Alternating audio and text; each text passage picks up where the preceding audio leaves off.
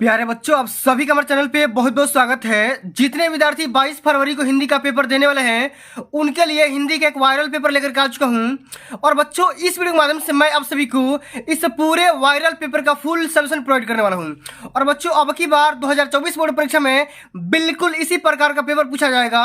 और साथियों, इस पूरे वीडियो के माध्यम से मैं आप सभी को ये बताने वाला हूँ कि 2024 बोर्ड परीक्षा में 22 फरवरी के दिन आप सभी को बोर्ड कॉपी का फ्रंट पेज कैसे भरना है। और साथ ही दोस्तों, मैं आप सभी को यह भी बताने वाला हूं कि जो सुबह में आप सभी का 22 फरवरी को हिंदी कॉपी कैसे लिखना है और टॉपर बोर्ड कॉपी कैसे लिखते हैं, किन किन बातों को ध्यान में रखकर कॉपी लिखते हैं, सब कुछ मैं आप सभी को डिटेल में डिस्कस करने वाला हूं। इसलिए आप सभी संभाल रिक्वेस्ट है, इस पूरे वीडियो को शुरू से लेकर के अंत तक जरूर देख लेना। वीडियो को लाइक कर देना, शेयर कर देना, चैनल पे पहली बार विजिट कर रहे हो तो सब्सक्राइब कर देना। आइए बच्चों, सबसे पहले हम ये समझेंगे कि अब की बार जो भी 22 फरवरी को हिंदी का जो फ्रंट पेज मिलेगा उस कॉपी का फ्रंट पेज कैसे भरना है।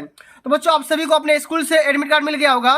इसी प्रकार से इसी एडमिट कार्ड की सहायता से आप सभी को यहाँ पे क्या करना है, इसका फ्रंट पेज भरना है। सबसे पहले यहाँ पे नोटिस कर सकते हो, लिखा गया है कि परीक्षार्थी सभी प्रविष्टियां शुद्ध एवं स्पष्ट रूप से स्वयं भरें। सबसे पहले भरना है परीक्षार्थी का अनुक्रमांक, रोल नंबर। यहाँ पे देखो, आपका यहाँ पे रोल नंबर लिखा गया है। इसी प्रकार से आप यहाँ पे रोल नंबर को भर सकते हैं, यहाँ पे देख सकते हो, ठीक ना। इसी प्रकार से करना, यहाँ पे रोल नंबर को भर देना। उतना करने के बाद बच्चों यहाँ पे देख सकते हो कि परीक्षार्थी का अनुक्रमांक शब्दों में, यहाँ पे देखो, यहाँ पे जिस अंक का यहाँ पे नाम लिखोगे उसका बस खाली हिंदी में नाम लिख दो। 1 2 3 4 5 मैंने यहाँ पे एग्जाम्पल के तौर पे लिखा हुआ है। विषय का नाम में हिंदी लिख दो, प्रश्न पत्र में केवल, और यहाँ पे कोड का नाम लिखो, ठीक है। जैसे कि हम यहाँ पे देख सकते हैं, इस पूरे पेपर कोड क्या है, 8 से 1 DA। इस वाले कोड को यहाँ पे भर देना है। इतना करने के बाद परीक्षा का दिन बृहस्पतिवार, परीक्षा की तिथि 22 फरवरी, और यहाँ पे प्रथम पाली, केंद्र का नाम आपके एडमिट कार्ड पर लिखा जा चुका है, ठीक ना। इसी प्रकार से करना क्या है, आपको यहाँ पे इस वाले एडमिट कार्ड को मिला करके सेंटर का नाम भर देना। इतना करने के बाद बच्चा आ जाता है हम यहाँ पे कॉपी पे, ठीक ना। तो सबसे पहले बच्चों क्या करेंगे, सबसे पहले पार्ट ए का यानी खंड अ का सॉल्यूशन देखेंगे। लेकिन उससे पहले बच्चों मैं एक बात आप सभी को बताना चाहता हूं कि ये वीडियो देखने के बाद आप सभी का 70 में 70 पक्का हो जाएगा, क्योंकि 22 फरवरी का पेपर में जो भी सुबह का पेपर मिलने वाला है आप सभी को बिल्कुल ऐसा ही पेपर मिलने वाला है। जैसे ही बच्चों आपका पेपर मिलेगा, सबसे पहले क्या करना, यहाँ पे अपना रोल नंबर यानी अनुक्रमांक लिख देना। उसका करने के बाद यहाँ पे अपना नाम लिख देना। इतना करने के बाद बच्चों यहाँ पे इस पूरे पेपर को हल करने के लिए आपके पास समय रहेंगे 3 घंटे 15 मिनट। सबसे पहले यहाँ पे निर्देश को पढ़ेंगे कि प्रारंभ के 15 मिनट परीक्षार्थियों को प्रश्न पत्र पढ़ने के लिए निर्धारित है। प्रश्न पत्र 2 खंडों में डिवाइड है, खंड अ और खंड ब में, ठीक ना। और खंड अ में बहुविकल्पी आएंगे, जिनकी संख्या 20 होगी। उनको OMR आंसर शीट पे हल करना होगा। और OMR पे हल करने के लिए आपके पास ब्लू पेन या ब्लैक पेन आवश्यकता पड़ेगा। और कैसा होना चाहिए, बॉल पॉइंट पेन होना चाहिए, ठीक ना। और हर एक क्वेश्चन 1-1 नंबर का रहने वाला है। और उसके बाद जो खंड ब होगा, ठीक ना, खंड ब होगा वही 50 नंबर का रहने वाला है, ठीक ना। तो ये बच्चों, सबसे पहले हम बारीकी से एक ही क्वेश्चन का ध्यान से पढ़ेंगे, समझेंगे, और यही क्वेश्चन बोर्ड के पेपर में छपने वाले हैं। सबसे पहले यहाँ पे आप नोटिस कर सकते हैं, क्वेश्चन क्या बोला गया है कि शुक्ल युग का नामकरण किस विद्वान के नाम पर रखा गया है। वंशीधर शुक्ल, आचार्य रामचंद्र शुक्ल, या वैकुंठनाथ शुक्ल, या रामचंद्र शुक्ल। तो बच्चों, शुक्ल युग का जो भी नामकरण किया गया था उसका राइट आंसर यहाँ पे हो जाएगा आचार्य रामचंद्र शुक्ल। ऑप्शन नंबर पहला आपका बिल्कुल यहाँ पे राइट आंसर हो जाएगा। आगे देख लेते हैं, सेवा सदन उपन्यास के लेखक का नाम क्या है। तो सेवा सदन उपन्यास के लेखक का नाम यहाँ पे हो जाएगा प्रेमचंद। क्या हो जाएगा, प्रेमचंद। बच्चों, समय बहुत ही कम बचा हुआ है, इसलिए मैं आप सभी को डायरेक्ट आंसर बताऊंगा, ठीक ना। चलिए, अगला हमारा क्वेश्चन पूछा गया, शुक्ल युग के नाटककार निम्नलिखित में से कौन सा नहीं है। तो बच्चों, यहाँ पे देखो, हम बात करेंगे, यहाँ पे हो जाएगा भारतेंदु हरिश्चंद्र, ठीक ना। क्योंकि यहाँ पे जयशंकर प्रसाद, डॉक्टर रामकुमार वर्मा और हरिकृष्ण प्रेमी सभी शुक्ल युग के नाटककार हैं। लेकिन इसमें पूछा गया कौन नहीं है, इसमें क्या हो जाएगा, भारतेंदु हरिश्चंद्र क्या हो जाएंगे, ये शुक्ल युग के नाटककार नहीं होंगे, ठीक ना। इस बात को ध्यान में रखना। अगला हमारा क्वेश्चन जो कि चौथा नंबर क्वेश्चन है कि प्रसिद्ध आत्मकथा क्या भूलूं क्या याद करूं के लेखक का नाम बताना है। यहाँ पे हो जाएगा, यहाँ पे क्या होगा, हरिवंश राय बच्चन। क्या हो जाएगा, हरिवंश राय बच्चन हो जाएगा। इस बात को ध्यान में रख लेना, क्या भूलूं क्या याद करूं के रचनाकार कौन हो जाएंगे, हरिवंश राय बच्चन। अगला हमारा 5वां नंबर क्वेश्चन है कि निम्नलिखित में से कौन प्रसिद्ध यात्रा साहित्यकार है। यात्रा साहित्यकार के नाम से किसे जानते हैं, हम जानते हैं राहुल संकृत्यायन को। किसका, राहुल संकृत्यायन को हम जानते हैं। ऑप्शन नंबर तीसरा बिल्कुल यहाँ पे राइट आंसर हो जाएगा। आगे देख लेते हैं, रीतिकाल के वीर रस के प्रसिद्ध कवि कौन है। ठीक ना। यहाँ पे हो जाएगा भूषण, क्या हो जाएगा भूषण, ऑप्शन नंबर तीसरा बिल्कुल यहाँ पे राइट आंसर हो जाएगा। इस बात को ध्यान में रखना, वीर रस के प्रसिद्ध कवि कौन है, भूषण जी है, ठीक ना, इस बात को ध्यान में रख लेना। रामचंद्रिका के नाटक का नाम बताइए, तो रामचंद्रिका के नाटक का नाम, यहाँ नाटककार का नाम हो जाएगा यहाँ पे केशव दास, क्या होगा केशव दास, ऑप्शन नंबर बी आपका बिल्कुल राइट आंसर हो जाएगा। बच्चों यह एक वायरल पेपर है, यकीन मानो अब की बार बिल्कुल सुबह में यही पेपर छपने वाला भाई, ठीक ना, इस बात को बिल्कुल भी ध्यान में रख के पेपर देना, ठीक ना। चलो अगला हमारा क्वेश्चन क्या पूछा गया कि प्रिय प्रवास किसकी रचना है, तो प्रिय प्रवास है अयोध्या सिंह उपाध्याय हरिऔध की, ठीक ना, ऑप्शन नंबर यहाँ पे डी बिल्कुल राइट आंसर हो जाएगा। आगे देखते हैं कि राम की शक्ति पूजा, राम की शक्ति पूजा के रचनाकार कौन है, ये हो जाएंगे सूर्यकांत त्रिपाठी निराल जी, ऑप्शन नंबर पहला आपका राइट आंसर होगा, ठीक ना। आगे देखते हैं निम्नलिखित में से कौन सा प्रगतिवादी युग का कवि नहीं है, बताना भैया कि प्रगतिवादी युग के कवि कौन सा नहीं है, यह हो जाएगा भारतेंदु हरिश्चंद्र, क्या हो जाएगा होगा भारतेंदु हरिश्चंद्र जी हो जाएंगी। बाकी यहाँ पे देखो प्रगतिवादी का पूछेगा तो क्या बताओगे, त्रिलोचन भी है, नागार्जुन भी है और केदारनाथ अग्रवाल भी है, सभी के सभी यहाँ पे क्या हो जाएंगे प्रगतिवादी युग के कवि है। लेकिन भारतेंदु क्या है भैया, ये प्रगतिवादी युग के कवि बिल्कुल भी नहीं है। अगला हमारा क्वेश्चन है कि हास्य रस का स्थायी भाव क्या होगा, हास्य रस का स्थायी भाव यहाँ पे क्या हो जाएगा, हास हो जाएगा, बहुत इंपॉर्टेंट क्वेश्चन है, कई बार पेपर में आ चुका है। मनहु मानो जनु जानो आदि, मनहु मानो जनु जानो आदि वाचक शब्द का किस अलंकार में प्रयोग किया गया है, यहाँ पे अलंकार बताना, इसमें कौन सा अलंकार है, इसमें है भैया उत्प्रेक्षा अलंकार, क्या है उत्प्रेक्षा अलंकार है, यहाँ पे पहला ऑप्शन बिल्कुल राइट आंसर हो जाएगा। आगे देख लेते हैं अगला हमारा क्वेश्चन है कि लिख कर लोहित लेख, लिख कर लोहित लेख डूब गया दिनमणि आहा, व्योम सिंधु सख देख तारक बुध बुध दे रहा, उपयुक्त पंक्ति में कौन सा छंद है, इसमें बताना है रोला सोरठा बरौए या क्या है भैया बताओ, इसमें बच्चों होगा सोरठा, क्या हो जाएगा सोरठा हो जाएगा, इस बात को ध्यान में रख लेना। जितना क्वेश्चन बता रहा हूँ सारे के सारे question very very most important है, और भैया जब पेपर देकर के आओगे ना तो अच्छा कमेंट करोगे कि सर आप बहुत अच्छा बताए, ठीक ना। अगला हमारा क्वेश्चन है उप उपसर्ग से बना कोई शब्द नहीं है, मैंने उप उपसर्ग से बना क्या हो जाएगा ऊपर हो जाएगा, क्या हो जाएगा ऊपर हो जाएगा, क्योंकि भैया क्या होता है यहाँ पे जो यू का देख रहे हो ऊ देख रहे हो, यहाँ पे बड़ा ऊ है और बाकी यहाँ पे उप क्या है छोटा ऊ इसमें इस्तेमाल किया गया है। तो उपदेश उपनाम और उपवन ये सभी उपसर्ग से बना है, लेकिन ऊपर क्या हो जाएगा ये बड़ा ऊ से बना है, ठीक ना, ये बड़ा ऊ से उपसर्ग बना हुआ है, ठीक ना, इस बात को ध्यान में रख लेना। अगला हमारा क्वेश्चन है कि दैनिक शब्द में कौन सा प्रत्यय है, ठीक ना, माने दैनिक में क्या कौन सा शब्द प्रत्यय है, इक है कि दिन है कि निक है कि क्या है, इनमें से सभी है, तो क्या हो जाएगा इक हो जाएगा, क्या होगा इक हो जाएगा, पहला ऑप्शन आपका राइट आंसर होगा। आगे देख लेते हैं कि त्रिवेणी में कौन सा समास है, त्रिवेणी में कौन सा समास है, तो बच्चों मैंने आपको क्या बताया तीन, त्रिवेणी त्रिवेणी चौराहा, तो अगर किसी भी संख्यावाचक कोई शब्द आएगा तो वहां पे कौन समास होगा, वहां पे हो जाएगा द्विगु समास, ठीक ना, द्विगु समास हो जाएगा। आगे देख लेते हैं कि गंगा का प्रवासी कौन सा नहीं है, तो गंगा प्रवासी होगा कालिंदी, क्या हो जाएगा कालिंदी, ये फूल का होता है, बाकी भागीरथी सूर्य सरिता देव नदी ये सभी गंगा का प्रवासी है। लेकिन आपसे पूछा गया कि गंगा का प्रवासी कौन नहीं है, तो कालिंदी मारना, ठीक ना। आगे देखते हैं इत्यादि का सही प्रकार से संधि विच्छेद क्या होगा, इति प्लस आदि हो जाएगा, ठीक ना, क्या हो जाएगा इति प्लस आदि, ऑप्शन नंबर पहला आपका राइट आंसर हो जाएगा। फल शब्द का तृतीय विभक्ति और बहुवचन का रूप कौन सा होगा, ये हो जाएगा फलय, क्या हो जाएगा भैया फलय हो जाएगा, ऑप्शन नंबर डी आपका यहाँ पे राइट आंसर होगा, फलय हो जाएगा, ठीक ना, फल धातु का यहाँ पे क्या हो जाएगा तृतीय विभक्ति और बहुवचन में फलय हो जाएगा, इस बात को ध्यान में रख लेना, रट लो, ठीक ना, जितना क्वेश्चन बता रहा हूँ सभी क्वेश्चन को रट लो भाई, ठीक ना। चलो हसतु धातु का रूप और वचन बताना है कि हसतु कौन सा धातु है और कौन सा पुरुष और कौन सा वचन है, तो बच्चों ये हो जाएगा प्रथम पुरुष या एक वचन, ठीक नहीं, क्या हो जाएगा प्रथम पुरुष एक वचन, ऑप्शन नंबर यहाँ पे तीसरा राइट आंसर हो जाएगा, ठीक है। अब चलो बच्चों आगे हम बात करते हैं खंडवा का सॉल्यूशन हल करेंगे, बहुत सारे बच्चों को इसी में दिक्कत रहता है, तो खंडवा का हल करते समय इसी प्रकार सबसे भी कॉपी लिखना है, टॉपर बनने का गारंटी मैं लेता हूँ, टॉपर बन जाओगे एक भी नंबर ना कटेगा, 70 में 70 लाओगे, ठीक ना। सबसे पहले करना क्या बच्चों, यहाँ पे देखो ध्यान से समझिएगा, ध्यान से समझना है कि निम्नलिखित में से किसी एक गद्यांश का आधारित प्रश्नों को उत्तर देना है। यहाँ पे एक छोटा सा गद्यांश पूछा गया है और इसी से संबंधित 3 यहाँ पे क्वेश्चन पूछे गए हैं। तो सबसे पहले क्या करना है, इस पूरे पैसेज को पढ़ना है और पढ़ करके हल करना है। सबसे पहले संदर्भ बताना है, फिर व्याख्या करना है और फिर यहाँ पे क्वेश्चन का जवाब देना है। आइए पढ़ते हैं कि विश्वास पात्र मित्र से बड़ी रक्षा करती है, जिससे ऐसा मित्र मिल जाए उसे समझना चाहिए कि खजाना मिल गया, ठीक ना। विश्वास पात्र मित्र जीवन की एक औषधि है, ठीक ना। हमें अपने मित्रों से यह आशा रखनी चाहिए कि वे उत्तम संकल्पों से हमें दृढ़ करेंगे। तो बच्चों आपको क्या करना है, आप अगर थोड़ा सा ही पैसे पढ़ोगे समझ में आ गया कि कौन सा चैप्टर है, ये आप सभी का मित्रता वाला चैप्टर से लिया गया। किसका? मित्रता वाला चैप्टर से लिया गया है, जिसके राइटर कौन है? आचार्य रामचंद्र शुक्ल है। तो बच्चों इसका संदर्भ कैसे लिखोगे? संदर्भ लिखने का तरीका क्या होगा, यहाँ पे जरा समझिएगा। खंडवा यहाँ पे लिखेंगे और यहाँ पे लिखेंगे वर्णनात्मक प्रश्न। इसमें लिखना होगा प्रश्नोत्तर संख्या पहला, ठीक ना, पहला है तो पहला यहाँ पे लिख दो, ठीक ना। इसमें सबसे पहले बच्चों क्या करना है, हेडिंग लगाना है, ठीक ना। क्या करना है, हेडिंग लगाना है कि विश्वास पात्र मित्र डैश डैश डैश प्रकार सहायता करेंगे, ठीक है, प्रकार सहायता देंगे। यहाँ पे देखो शुरू का 2-3 शब्द लिख दो और अंत का 2-3 शब्द लिख दो, यहाँ से यहाँ तक, ठीक ना। एग्जामिनर समझ जाएंगे कि भैया आप इसी वाले पैसेज को हल किए हो। और यहाँ पे हेडिंग लगाओ संदर्भ। संदर्भ में क्या बातें लिखनी है? प्रस्तुत गद्यावरण आचार्य रामचंद्र शुक्ल द्वारा रचित या लिखित एवं हमारी पाठ्य पुस्तक हिंदी के गद्य खंड में संकलित मित्रता नामक पाठ से लिया गया है या निबंध से लिया गया है। तो इस प्रकार से बच्चों यहाँ पे निबंध लिखना है। अगर आपको इस तरीके से निबंध लिखने का मन नहीं है तो आप निबंध एक शॉर्टकट में लिख सकते हो। मैंने क्या बताया था, पाठ का नाम लिख दो, पाठ का नाम मित्रता, और यहाँ पे लेखक का नाम लिख दो, लेखक का नाम आचार्य रामचंद्र शुक्ल। इस पे भी आपका 1-1 नंबर मिल जाएगा, 2 नंबर यहाँ से पा जाओगे, ठीक ना।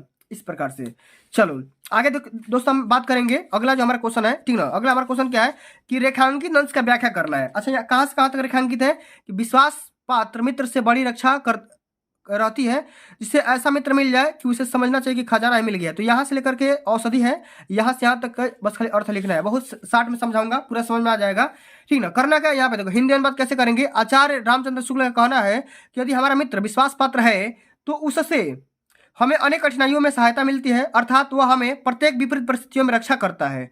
जिस किसी को भी विश्वास पात्र मित्र मिल जाए उसे यह समझना चाहिए कि उसे खजाना मिल गया है। ऐसे मित्र जीवन में औषधि का समान कार्य करते हैं। इस प्रकार से आप सभी को हिंदी में इसका अनुवाद कर देना है, अर्थ लिख देना है, पूरा पूरा नंबर मिलेगा, एक भी नंबर ना कटेगा, पूरा गारंटी लेते हैं भाई, एक भी नंबर ना कटेगा। अब चलो अगला हमारा क्वेश्चन क्या लिखा गया है, पूछा जा रहा है कि लेखक ने विश्वास पात्र मित्र की तुलना किससे की है। किससे किया भाई, तो यहाँ पे औषधि से किया है। लिखेंगे कि लेखक ने विश्वास पात्र मित्र की तुलना औषधि से किया है। मतलब जिस प्रकार औषधि तमाम बड़े से बड़े मतलब घावों को भर देता है या बड़े से बड़े दुखों को दूर कर देता है, उसी प्रकार से जो मित्र होते हैं ना, वो बड़े से बड़े कठिनाइयों का सामना आप सभी को विपरीत कंडीशन में साथ दे करके उसके हटा सकते हैं, मैंने परेशानियों को दूर कर सकते हैं, ठीक ना। अब चलो बच्चों अगला जो हमारा क्वेश्चन पूछा गया है, सेकंड नंबर क्वेश्चन, ठीक ना, ये है पद्यांश से संबंधित। अब देखो यहाँ पे देखो पद्यांश, इसमें यह बोला गया है कि निम्नलिखित में से किसी एक पद्यांश पर आधारित सभी प्रश्नों को उत्तर दीजिए। सबसे पहले पद्यांश को ध्यान से पढ़ो। उधव मन न भय 10-20, एक कहूँ तो सो गए श्याम संग, को अवराधो ईश, इंद्र शिथिल भई केशव बिन, जो देहि बिन बीस, ठीक ना। तो बच्चों यहाँ पे क्या करना है, इस पूरे पद्यांश को पढ़ना है और पढ़ करके संदर्भ लिखना है, फिर व्याख्या करना है और इसमें एक अलंकार बताना है। तो यहाँ पे देखो संदर्भ कैसे लिखेंगे, तो मैंने क्या बताया था, पाठ का नाम लिख दो, ठीक ना, उसके बाद से यहाँ पे कवि का नाम लिख दो, पद्यांश है तो, ठीक ना। तो लिखने का तरीका क्या होगा, यहाँ पे समझो, प्रश्नोत्तर संज्ञा सेकंड लगाओ, इसमें लिखो उद्धव मन न भय और अंत का और नहीं जगदीश, ठीक ना। तो यहाँ से लेकर के यहाँ तक बस खाली यहाँ पे हिंट दे दो। इसमें लिखेंगे संदर्भ में कि यह पद्यांश श्री सूरदास द्वारा रचित सूरसागर नामक ग्रंथ से हमारी पाठ्य पुस्तक हिंदी के काव्य खंड में संकलित पद नामक पाठ से लिया गया है, ये शीर्षक से लिया गया है। इस प्रकार से अगर संदर्भ लिखते हो तो पूरा नंबर मिलेगा, एक भी नंबर ना कटेगा, इस बात की पूरी गारंटी लेता हूं। और यहाँ पे आपको बताना है रेखांकित अंश की व्याख्या, अर्थ बताना भैया। तो यहाँ से लेकर के यहाँ तक, उधा मन न भय 10-20, एक होते सो गए श्याम संग, को अवराधो ईश। तो यहाँ से लेकर के यहाँ तक बस खाली अर्थ लिखना है, मात्र 3 लाइन का अर्थ लिखना है। तो इसमें लिखेंगे कि गोपिया उद्धव जी से कहती हैं कि हे उद्धव, हमारे मन 10-20 नहीं है, सभी के तरह हमारे पास भी एक मन था और वह श्री कृष्ण के साथ चला गया है, अतः हम मन के बिना तुम्हारे बताए गए निर्गुण ब्रह्म की आराधना कैसे करें, ठीक ना। इस प्रकार से आप सभी को व्याख्या करना है, एक्सप्लेन करना है और अंत में आपको बताना है कि भैया इस वाले पंक्ति में कौन सा अलंकार है, कौन सा अलंकार, इस वाले पंक्ति में कौन सा अलंकार है। इसमें भैया उपमा अलंकार, क्या है, उपमा अलंकार है। यहाँ पे हल कर दोगे, लिख दोगे, पूरा नंबर यहाँ से मिल जाएगा, ठीक है। आगे समझ में, चलो आगे बढ़ जाते हैं। अगला हमारा क्वेश्चन पूछा गया बच्चा, ठीक ना, इसी प्रकार से क्वेश्चन आता है। संस्कृत में गद्यांश पद्यांश पूछा जाता है, तो यहाँ पे समझिएगा, ठीक ना। संस्कृत में गद्यांश पद्यांश पूछा जाएगा तो बिल्कुल इसी प्रकार से यहाँ पे पूछा जाएगा। सबसे पहले यहाँ समझिएगा, पूछा जा रहा है कि निम्नलिखित में से किसी एक संस्कृत गद्यांश का संदर्भ सहित हिंदी में अनुवाद करिए। क्या करना है, संदर्भ भी लिखना है और यहाँ पे हिंदी में अनुवाद भी करना है, ठीक ना। तो करना क्या है, अब तो ये वाराणसी वाला करो और नहीं तो ये मानव जीवनस्य वाला करो, दोनों में से किसी एक को हल करना है, पूरा नंबर मिलेगा। 5 नंबर का क्वेश्चन पूछा जाता है, 5 नंबर पद्यांश से या 5 नंबर गद्यांश से, सब कुछ बताऊंगा, पूरा समझ में आएगा। तो हम यहाँ पे करेंगे वाराणसी सुविख्याता प्राचीना नगरी, ठीक ना। तो इसी वाले पैसेज को हल करेंगे। इसमें क्या करना है, संदर्भ लिखना है। अच्छा संदर्भ कैसे लिखेंगे, संदर्भ लिखने का तरीका क्या होगा कि प्रस्तुत गद्यांश हमारी पाठ्य पुस्तक हिंदी के संस्कृत खंड में संकलित वाराणसी नामक पाठ से लिया गया है। इस प्रकार संदर्भ लिख दोगे, काम हो जाएगा। अनुवाद में क्या लिखेंगे? अनुवाद में बस खाली इसका अर्थ लिख दो भाई, ठीक ना। इसका अर्थ लिखना है यहाँ से लेकर के यहाँ तक, ठीक ना। तो मैं आपको बता दे रहा हूँ, आप यहाँ पे देख लेना। वाराणसी बहुत ही प्रसिद्ध प्राचीन नगरी है। वह स्वच्छ जल की तरंगों से युक्त गंगा के किनारे स्थित है। इसके घाटों की घुमावदार पंक्ति श्वेत चांदनी में बहुत सुंदर लगती है। असंख्य यात्री भ्रमण करने के लिए दूर देशों से प्रतिदिन यहाँ आते हैं और इसके घाटों को शोभा देकर इसकी बहुत प्रशंसा भी करते हैं। तो इस प्रकार से अनुवाद कर दोगे, पूरा यहाँ पर नंबर मिल जाएगा, 5 नंबर पूरा नंबर मिलेगा, ठीक ना। चलो आगे देख लेते हैं। इसी प्रकार से संस्कृत में पद्यांश पूछेगा जो कि 5 नंबर का रहने वाला है। निम्नलिखित में से किसी संस्कृत पद्यांश का हिंदी में अनुवाद करिए और संदर्भ भी लिखिए। तो कैसे हल करेंगे? आपदो दुर्गामी च साक्षरो न च पंडित अमुक स्फुट वक्ता च यु जनात स पंडित। या तो भैया ये करो, नहीं तो मानव हित प्रिय भवति वाला करो। दोनों में से किसी एक हल करना है। तो बच्चों हम यहाँ पे करेंगे ये वाला है, आपदो दुर्गामी वाला करेंगे। आपदो दुर्गामी जनात स पंडित, इस प्रकार से संकेत लिखना है और इसमें लिखेंगे संदर्भ। प्रस्तुत पद्यांश हमारी पाठ्य पुस्तक हिंदी के संस्कृत खंड से संकलित प्रबुद्धो ग्रामीण नामक पाठ से लिया गया है, ठीक ना। आइए समझते हैं कि इसका अनुवाद कैसे करेंगे। आपदो दुर्गामी च साक्षरो न च पंडित। तो इसका अर्थ क्या होगा? यहाँ पे देखो लिखा गया है कि बिना पैर का है परंतु दूर तक जाता है, साक्षर है परंतु पंडित नहीं है। इसका अर्थ हो गया। अब देखो अगला जो हमारा क्वेश्चन पूछा गया है, ये देखो कि अमुखा स्फुट वक्ता च यो जनाति स पंडित। इसका अर्थ क्या होगा? इसका अर्थ ये होगा बच्चा कि देखो बिना मुख का है परंतु साफ बोलने वाला है, उसे जो जानता है वह पंडित है, ठीक ना। क्या है? पंडित है। इस प्रकार से इसका अर्थ लिखेंगे, पूरा नंबर यहाँ से अचीव कर सकते हो। अब बच्चों यहाँ पे देखो अगला जो हमारा क्वेश्चन आता है ना, इसी प्रकार से आता है, खंड काव्य के आधार पर आता है। 3 नंबर का क्वेश्चन आता है। ये तो भैया अलग अलग डिस्ट्रिक्ट अलग अलग होता है। मुक्तिदूत, ज्योति जवाहर, अग्र पूजा, मेवाड़ मुकुट, जय सुभाष, ठीक ना। तमाम है मातृभूमि, कर्णखंड वाला, कर्मवीर वाला, तुमुल वाला, ठीक ना। इस प्रकार से सभी को अपने अपने डिस्ट्रिक्ट के हिसाब से तैयार कर लो। इसको तैयार करने के लिए आप यहाँ पे क्वेश्चन बैंक का सहारा ले सकते हो, ठीक ना। उस प्रकार से तैयार कर सकते हो, मैंने कई बार बता रखा है, ठीक ना। अब चलो बच्चों अगला जो हमारा क्वेश्चन आता है ना, ये वाला क्वेश्चन कि दिए गए लेखकों में से किसी एक लेखक का जीवन परिचय देते हुए उनकी प्रमुख रचना का नाम लिखिए। 5 नंबर यहाँ से मिलेंगे। 3 नंबर तो जीवन परिचय के लिए और 2 नंबर यहाँ उनकी रचना के लिए। तो बच्चों यहाँ पे देखो 3 का यहाँ पे ऑप्शन दिया है, आचार्य रामचंद्र शुक्ल, जयशंकर प्रसाद या डॉक्टर राजेंद्र प्रसाद। तो तीनों में से किसी का यहाँ पे जीवन परिचय लिखना है। तो बच्चों हम यहाँ पे स्टडी करेंगे जयशंकर प्रसाद का जीवन परिचय। यहाँ पे जरा ध्यान दो, जयशंकर प्रसाद का जीवन परिचय इसी प्रकार से पेपर में जाकर के छाप दो, पूरा नंबर भैया मिल जाएगा, ठीक ना। सबसे पहले क्या कर रहे हैं, यहाँ पे प्रश्नोत्तर संख्या 6वां का क लगाओ हेडिंग, जयशंकर प्रसाद यहाँ पे लिखोगे, ठीक है। इसमें लिखना कि जयशंकर प्रसाद का जन्म काशी के एक प्रतिष्ठित वैश्य परिवार में सन 1889 ईस्वी में हुआ था। इनके पिता का नाम देवी प्रसाद था, माता का नाम मुन्नी देवी था। बचपन में ही पिता की मृत्यु हो जाने के बाद जयशंकर प्रसाद की प्रारंभिक शिक्षा घर पर ही हुई थी। इन्होंने हिंदी, संस्कृति, उर्दू, फारसी का गहन अध्ययन किया था। इन्होंने बचपन से ही अनेक कठिनाइयों का सामना करना पड़ा। इनका जीवन बड़ा ही संघर्षशील था। अल्पावस्था में ही क्षय रोग के कारण इनकी मृत्यु 1937 में हो जाती है। अब बच्चों ये लिखने के बाद यहाँ पे अंत में आ जाओ, यहाँ पे लिखना इनकी रचना का नाम, तितली, कामायनी, झरना, चंद्रगुप्त, लहर, तमाम प्रकार की रचना है। इतना करने के बाद बच्चों एक बात मत भूलना, अब की बार 22 फरवरी वाले पेपर में, यानी सुबह वाले जो ही पेपर आपको देने जा रहे हो, उस वाले पेपर में संक्षिप्त परिचय लिखना बिल्कुल ही मत भूलना। नाम लिख देना, जन्म लिख देना, माता पिता का नाम, रचना, मृत्यु। इतना करने के बाद क्या फायदा होने वाला है आपका? ये फायदा होगा कि एग्जामिनर ये ना पढ़ करके ये पढ़ेगा और टाइम कम बचेगा, पूरा नंबर यहाँ से दे करके भाग जाएगा, ठीक ना, आगे बढ़ा लेगा काफी इस प्रकार, ठीक ना। अब चलो अगला हमारा क्वेश्चन यहाँ पे देखोगे, इसी प्रकार से जीवन पर से संबंधित होता है, लेकिन इसमें कवि का जीवन पर से लिखना होगा। कवि का क्या करना होगा? देखो यहाँ पे महाकवि सूरदास, बिहारी लाल, महादेव वर्मा या श्याम नारायण पांडे। तो चारों में से किसी कवि का जीवन परिचय लिखना होगा। 5 नंबर यहाँ से मिल जाएंगे। तो बच्चों हम इस वीडियो के माध्यम से स्टडी करेंगे गोस्वामी तुलसीदास का यहाँ पे जीवन परिचय, ठीक ना। या आप इनका भी तैयार कर सकते हैं, महादेव वर्मा का, ठीक ना। तो जो भी तैयार करना होगा तैयार कर लेना। गोस्वामी तुलसीदास का भी पक्का आएगा, ठीक ना। कोड में अब क्या है या ना है, ठीक ना, ये बात रहती है। तो बच्चों आइए समझा देते हैं कि महादेव वर्मा का जीवन परिचय कैसे लिखेंगे। जरा ध्यान से समझिएगा। इसमें लिखेंगे आधुनिक मीरा के नाम से प्रसिद्ध महादेव वर्मा का जन्म सन 1907 ईस्वी में उत्तर प्रदेश के सुप्रसिद्ध नगर फर्रुखाबाद में हुआ था। इनके पिता का नाम गोविंद प्रसाद और माता का नाम हेमरानी देवी था। इनके माता एक धार्मिक स्वभाव की महिला थी। इनकी प्रारंभिक शिक्षा इंदौर में और उच्च शिक्षा प्रयागराज में हुई थी। इनका विवाह 9 वर्ष की उम्र में हो गया था, जो कि रूप नारायण वर्मा के साथ हुआ था। और महादेव वर्मा जी की उत्तर प्रदेश के विधान परिषद की सदस्य भी रह चुकी है। इनकी मृत्यु सन 1987 ईस्वी में प्रयागराज में हो गई थी। इनकी रचना का नाम है यामा, दीपशिखा, निहार, स्मृति की रेखा है। तमाम प्रकार की रचना है, एक ही रचना का नाम लिखना है। और अंत में जो मैंने बताया ना, इस 60 में जीवन परिचय ये जरूर लिखना है, ठीक ना। इस प्रकार से जीवन परिचय पक्का लिखना, नाम, जन्म स्थान, ठीक ना, पिता का नाम, माता का नाम, मृत्यु और रचना, ठीक ना। इस प्रकार से लिखोगे पूरा पूरा नंबर भाई मिल जाएगा, ठीक ना। चलो इसी प्रकार से आप सभी को यहाँ पे तैयार करना है। अगला जो हमारा क्वेश्चन है, ध्यान से देख सकते हो, अगला हमारा क्वेश्चन क्या है, 7वां नंबर क्वेश्चन। आइए 7वां नंबर क्वेश्चन की तरफ बढ़ते हैं कि अपनी पाठ्य पुस्तक से कंटेस्ट किया एक श्लोक लिखिए जो इस प्रश्न पत्र में न आया हो। क्या करना है, एक श्लोक लिखना है, कविता लिखना है। तो यहाँ पे लिखेंगे सर्वे भवन्तु सुखिनः सर्वे सन्तु निरामया सर्वे भद्राणि पश्यन्तु माँ कश्चित् दुःख भाग् भवेत्। इस प्रकार से लिख दूंगा भैया, 2 नंबर यहाँ से पा जाओगे, ठीक ना। अब चलो अगला हमारा क्वेश्चन क्या है, अगला हमारा क्वेश्चन यहाँ पे संस्कृत में उत्तर देना होगा, 2-2 नंबर का है, 4 नंबर यहाँ से मिलेंगे। कुत्र मरणम मंगलम भवति, या पुराजा केन स युद्धम अकरोत्, या ज्ञानम कुत्र संभवति, या अस्माकम संस्कृत कह नियम। तो बच्चों हम इस वीडियो के माध्यम से हम स्टडी करेंगे सेकंड नंबर क्वेश्चन के बारे में और 4th नंबर क्वेश्चन के बारे में। सेकंड नंबर क्वेश्चन क्या है कि पुरुराजा केन सह युद्धम अकरोत्, किसके साथ युद्ध किए थे पुरुराज, तो अलछंद्रण के नाम से किए थे। पुरुराजा अलछंद्रण सह युद्धम अकरोत्, ठीक ना, उनके साथ युद्ध किए थे। अगला हमारा क्वेश्चन क्या है, अस्माकम संस्कृते कह नियम, हमारे संस्कृति का क्या नियम है, कौन सा नियम है भाई, तो अस्माकम संस्कृते नियमः पूर्व कर्म तदंतरम फलम इति अस्ति। हमारा जो संस्कृति है इसका नियम क्या है भैया, सबसे पहले कर्म करो उसके बाद से फल की चेष्टा करो, ये इसका नियम हो गया, ठीक ना। अब चलो बच्चों अगला जो हमारा क्वेश्चन आता है निबंध वाला आता है। तो बच्चों यहाँ पे देखो 4 निबंध आपसे पूछा जा रहा है कि किसी एक विषय पर निबंध लिखिए। विज्ञान वरदान है या अभिशाप, इसके बारे में लिखो, या बेरोजगारी की समस्या और समाधान पर लिखो, या जल है तो कल है पे लिखो, या विद्यार्थी जीवन के अनुशासन का महत्व लिखो।